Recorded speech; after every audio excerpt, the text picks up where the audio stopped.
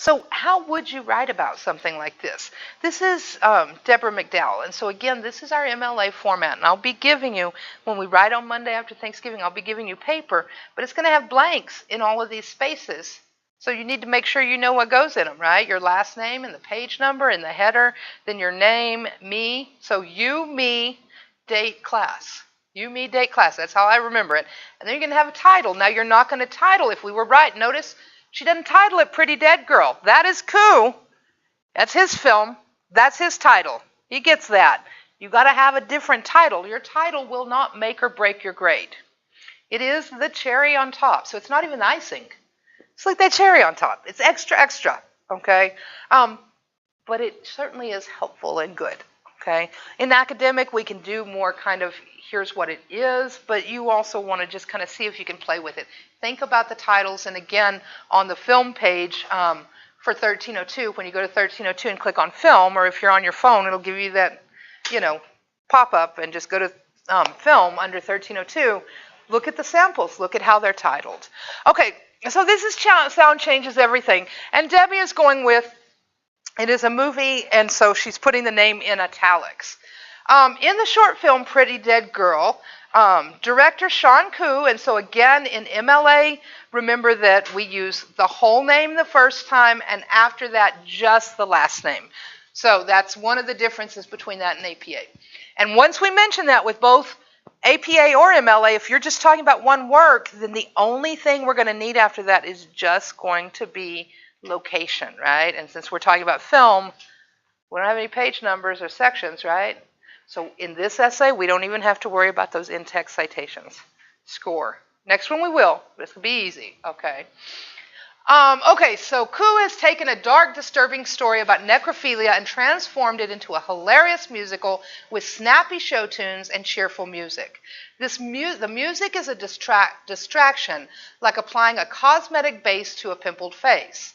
Throughout the film, the music and sounds cover up the disturbing aspects about the film with a thick coat of concealer. Sounds in the film have profound influences on what is seen on the screen and how the viewer interprets the story. So that's what she's looking at. She's going to look at sound. Now, one like this, you can't say, well, it's a musical, there's lots of songs, right? I mean, duh. Okay, so we have to go deeper. So she's got to say, what is this sound doing? And really, in a lot of ways, one of the things you can always go back to is, what effect does this thing, this technical aspect you're talking about, how does that affect us as viewers? How does it give us a message or something like that? That's what all of those questions sum up to, basically. What's the effect or the message overall? All right, Pretty Dead Girl begins with the non-diegetic sound of a heart monitor, beep, beep, beep, beep, and immediately goes into an upbeat, finger-snapping melody as the hospital ward comes into view. The viewer should be disgusted at the sight of a homeless man vomiting in the hallway and horrified by the sight of a man in a trench coat smothering a patient with a pillow. However, how many of you noticed like all those kind of little creepy things at the beginning? Yeah. Did you notice? I bet you didn't notice all of them. I know I didn't notice all of them the first time because one, it goes so fast, doesn't it? And you're like, wait, that's weird, but did your mind really have time to catch up with that? Okay, viewers should be disgusted. Let's see. However, the cheerful music creates blinders, allowing the viewer to see only the happiness or comical aspects about the film.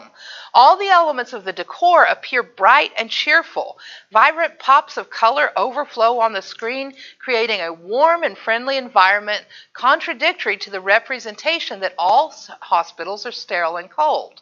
The main male character, Morty, emerges from the elevator singing about how he loves working in the hospital, and various other characters dance and sing around him, which adds to the warm and friendly feeling. Even the morgue appears warm, cozy, and inviting because of the music. So there we go. She's given us a whole lot of examples. Now you always got to do some explaining, and that's the key thing. Don't just get carried away with all the examples, or this happens in the movie. If you're saying this happens in the movie, if you saw it, learned it, it happened in the movie, that's your evidence. That's good. You must have your evidence.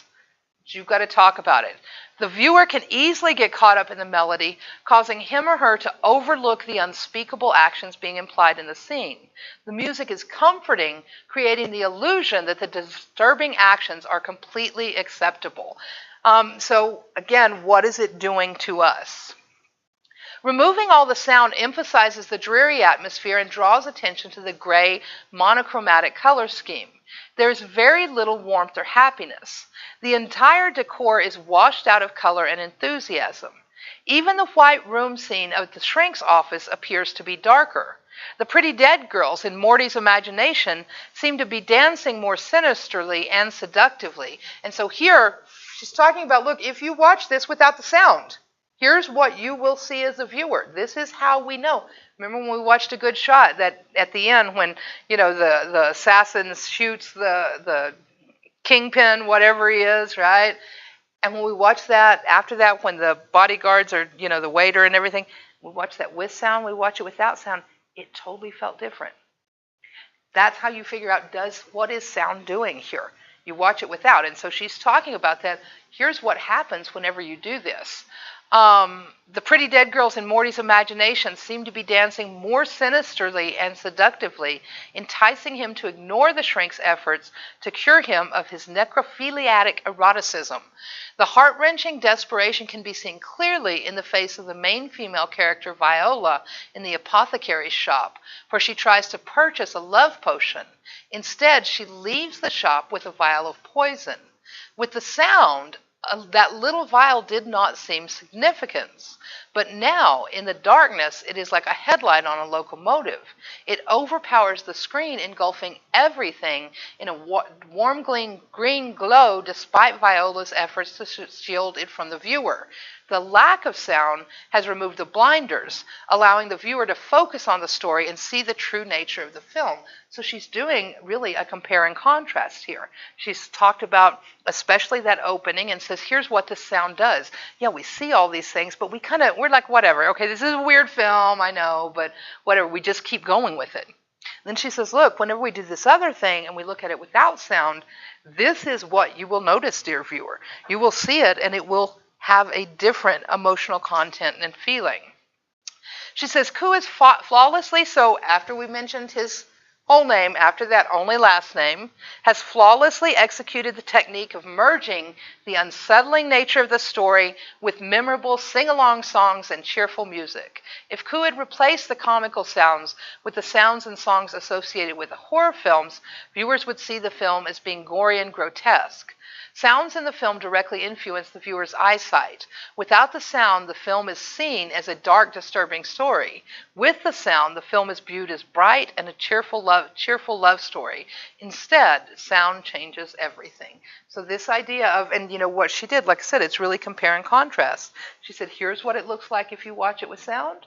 Here's what it looks like if you don't. And so not seeing how much that changes it shows us the power of what this sound does. That's one approach to it. And then, of course, she has her citation.